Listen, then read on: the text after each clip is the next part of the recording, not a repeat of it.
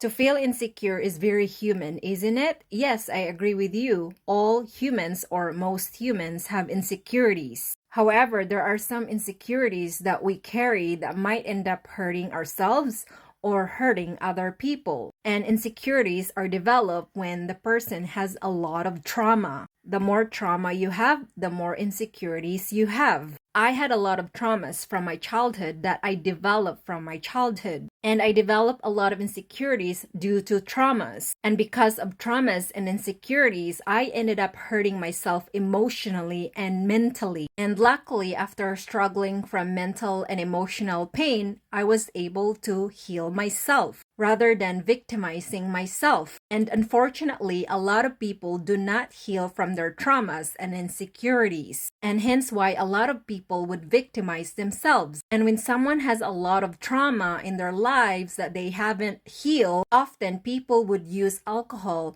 or other substances as part of temporary bandage. Often, when men have a lot of traumas and insecurities, they are either addicted to sex, alcohol, and again, I mentioned other substances and much more that could potentially hurt themselves and other people. And that's the reason why I mentioned from my previous video that when a man has multiple women in his lives, that means he is full of trauma and full of insecurities, and that makes him weak. There's nothing wrong about having a lot of traumas, being insecure, and being weak as a person. And often, when someone has a lot of traumas and insecurities, often you will develop a lot of mental issues or mental health that could lead to depression. And that could also lead to hurting yourself and other people. And if you don't heal from your traumas and your insecurities, then that's a big problem because it could ruin your life and it could ruin other people's life. So do you understand what I'm trying to say here? It is normal to have a trauma and insecurities. But if you don't heal your trauma and insecurities, you will develop a mental health, and that is not healthy.